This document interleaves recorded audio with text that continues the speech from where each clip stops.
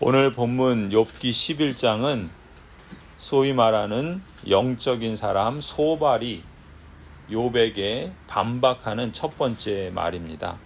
소발은 욥의 친구로서 매우 영적인 사람으로 보입니다. 소발은 앞서 욥에게 충고했던 엘리바스나 빌닷과 같이 욥이 뭔가 죄를 지었기 때문에 고난을 당하는 것이라고 단정해서 말합니다. 앞서 원칙주의자 엘리바스는 원칙과 도덕을 중시하고 경험적인 지식을 토대로 욥을 반박하는 그런 철학자와 같은 모습을 보였다면, 전통주의자 빌닷은 과거의 전통을 고집하면서 그걸 판단의 토대로 삼아서 욥이 죄를 지었기에 벌을 받는다고 단정적으로 말했죠.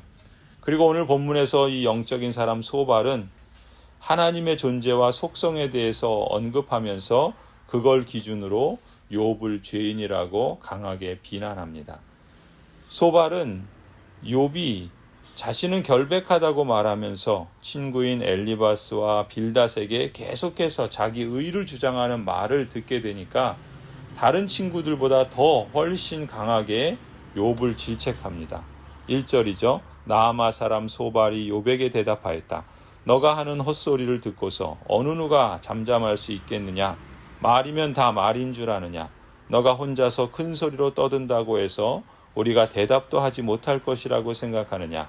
너가 우리를 비웃는데도 너를 책망할 사람이 없을 줄 아느냐? 너는 너의 생각이 옳다고 주장하고 주님 보시기에 너가 흠이 없다고 우기지만 이제 하나님이 입을 여셔서 너에게 말씀하시고 지혜의 비밀을 너에게 드러내어 주시기를 바란다.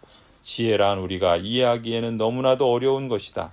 너는 하나님이 너에게 내리시는 벌이 너의 죄보다 가볍다는 것을 알아야 한다. 이 소발이 보기에는 전능하신 창조주 하나님 앞에서 자기 의를 주장하는 욥이 너무나도 교만하게 보였던 것이죠. 그래서 7절부터 12절을 보면은 여기서는 무한하신 하나님에 대한 그 언급을 말하고, 또 그런 면에 비해서 인간의 그 지식과 인식이 얼마나 제한적이고 한계에 갇혀 있는가를 강조함으로써 이 욥에 대한 하나님의 심판이 욥이 주장하는 것처럼 무차별적인 것이 아니라 욥의 죄에 대한 정당한 보응이다라는 주장을 계속해서 강조합니다. 소발은 먼저 전능하신 창조주 하나님의 무한하심에 대해서 증언하죠. 7절입니다. 너가 하나님의 깊은 뜻을 다 알아낼 수 있느냐? 전능하신 분의 무한하심을 다 측량할 수 있느냐? 하늘보다 높으니 너가 어찌 미칠 수 있으며 수월보다 깊으니 너가 어찌 알 수 있겠느냐? 그 길이는 땅끝까지의 길이보다 길고 그 넓이는 바다보다 넓다. 이 피조물인 인생이 창조주신 하나님의 무한하심을 어찌 측량할 수 있겠느냐라는 것이죠.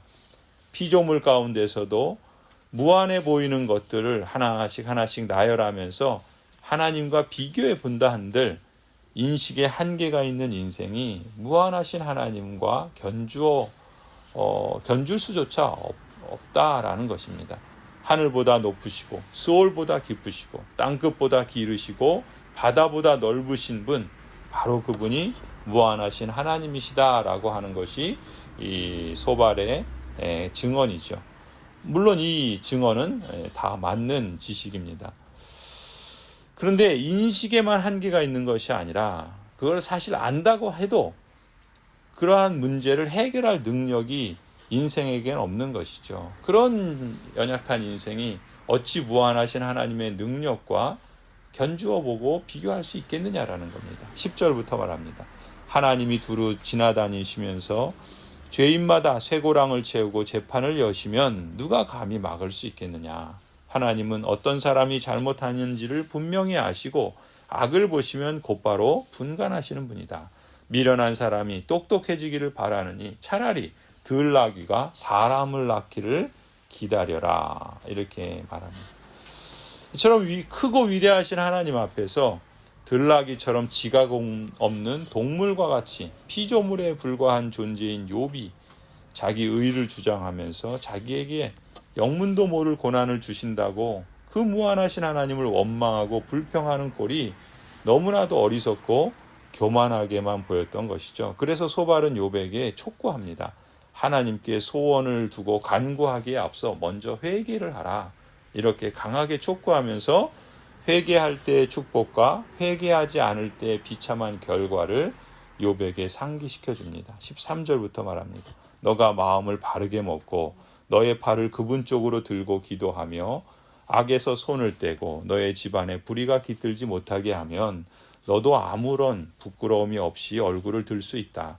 너의 마음이 편안해져서 두려움이 없어질 것이다. 괴로운 일을 다 잊게 되고 그것을 마치 지나간 일처럼 회상하게 될 것이다. 너의 생활이 한낮보다 더 환해지고 그 어둠은 아침같이 밝아질 것이다. 이제 너에게 희망이 생기고 너는 확신마저 가지게 될 것이다.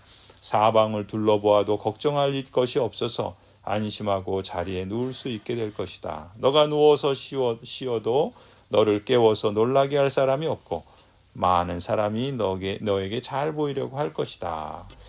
그러나 악한 사람은 눈이 멀어서 도망칠 길마저 찾지 못할 것이다. 그의 희망이라고는 다만 마지막 숨을 잘 거두는 일일 뿐일 것이다. 이 소위 영적인 사람인 이 소발의 지식은 내용으로 보면은 분명 옳은 말입니다. 절대자 하나님에 대한 인간의 한계라든지 회개 여부에 따라 축복과 멸망에 대한 언급이라든지 모두 틀리지 않은 지식이죠. 하지만 안타깝게도 소발은 엘리바스나 빌닷과 같은 오류를 동일하게 범합니다. 하나님의 온묘하신 섭리와 인격적인 사랑, 언약 백성을 향한 하나님의 헤세드의 그 성실하심 등 그야말로 하나님의 하나님 되심과 완전하신 지혜를 자기들의 그 이성적인 판단과 지식 안에 가두어 제한하는 것이죠. 그래서 욥의 고난을 그저 하나의 시각으로만 인과응보적인 하나님의 공의로만 정죄하는 그런 한계를 모두가 동일하게 드러낼 뿐이었습니다. 요약해서 말하자면 이 욥의 친구인 엘리바스나 빌닷이나 소발이나 이 욥의 세 친구들은 하나님의 주권이나 절대성은 인정하는 신앙이 있으면서도 반면에 하나님의 그 완전하신 뜻과 지혜로운 섭리를 온전하게 깨닫지 못하고 단지 자신들의 원칙, 자신들의 경험, 자신들이 이제까지 이루었던 전통, 그리고 자신이 알고 있는 그 지식에 집착해서 친구인 욥을 섣부르게 정죄하는 그런 잘못을 범했던 것입니다.